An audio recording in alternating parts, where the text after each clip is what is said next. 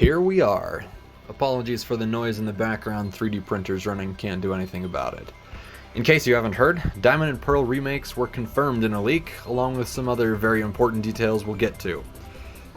So first, it's not always understood that Pokemon games, while on the same deadline as always, are in development at the same time, meaning that these remakes likely started several years ago. I'm also not expecting them to be changed too much from Sword and Shield. What I am complaining about, however, is that they have larger teams of professional designers and make more per game than any other company, and still the only surprise with the new games is how little effort they managed to put into them. Heart Gold and Soul Silver, even Black and White and its sequels were designed with smaller teams than what they have now. Check the staff credits if you don't believe me. So the problem could be that regardless of effort, they still get paid the same as if they had put in 4 times the work, so why bother? Money rolling in doesn't lie. And neither do the statistics. Holy fetch, they make a lot off of Pokemon Go. Based on effort, I'd say they've left it to mobile gaming. Both Go, Pokemon Masters, and others, and more to come, I am sure. All that being said, here are some changes I would make if I was directing the Diamond and Pearl remakes. First off, difficulty and XP. In Black and White 2, there was a difficulty setting. Bring that back. Seriously. Would have fixed quite a bit with X and Y and every game after that.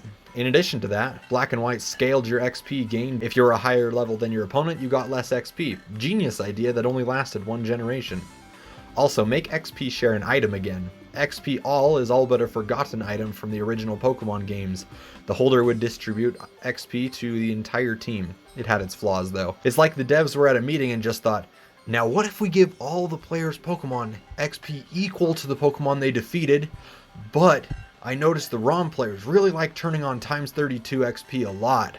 Let's do that for them so they won't hack our game, yeah. There's no way that will backfire, genius. Black and White also gave you a lucky egg to help you out.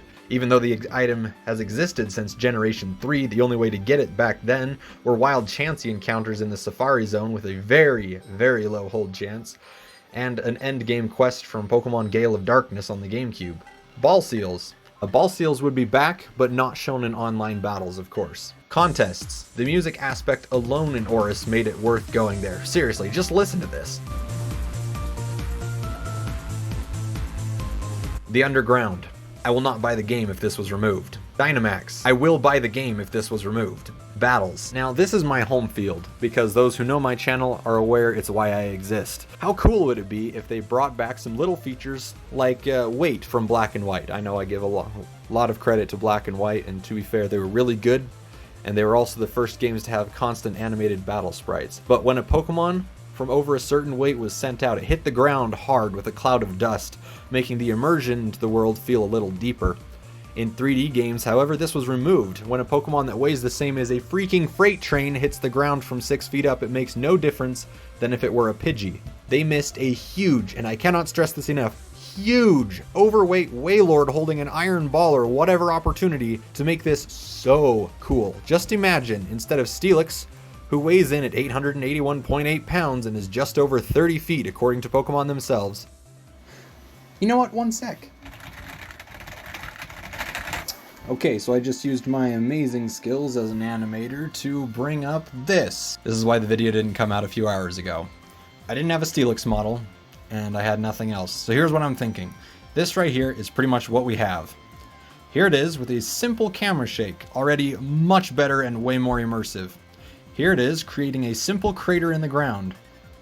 And here it is throwing some dust, and all of them together. I rigged, created this scene, and animated all of these clips in just under 3 hours.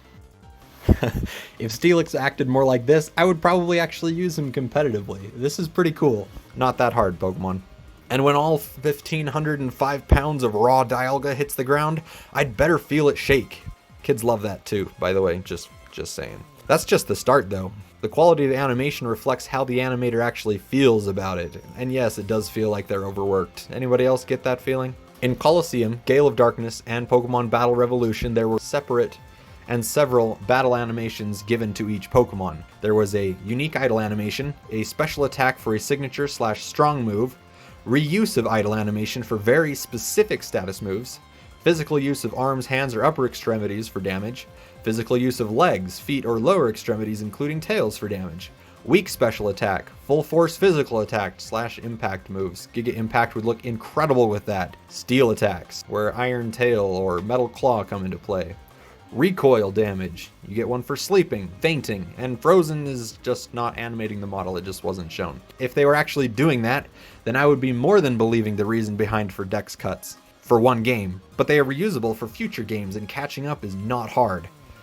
This Mewtwo model I created was made in a single day. The idle animation took me less than an hour, the attack animation the same time. I have no degree in animation and a single year of self-taught experience, and barely that. I use free software, work full-time, and just tool around on several projects at the same time. You have no excuses, Game Freak. You claim to be a kid's game, set a good example for them. Stop lying already.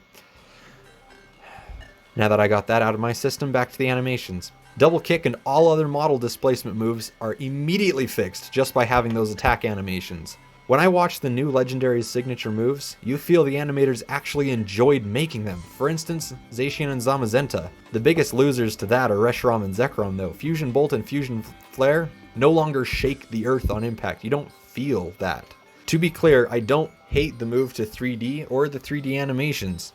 I hate the way they're implemented.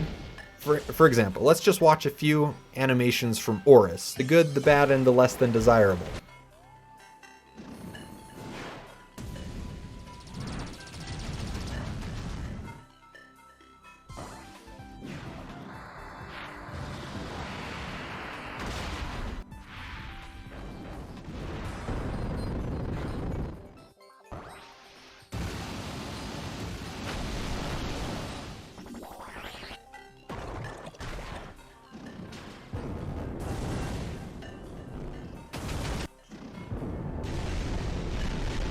To be clear, I still don't hate the move to 3D that Pokemon did. I just hate that they've lost the immersion behind it.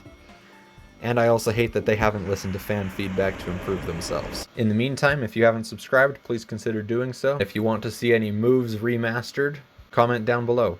And in the meantime, I will see you all later. Deuces.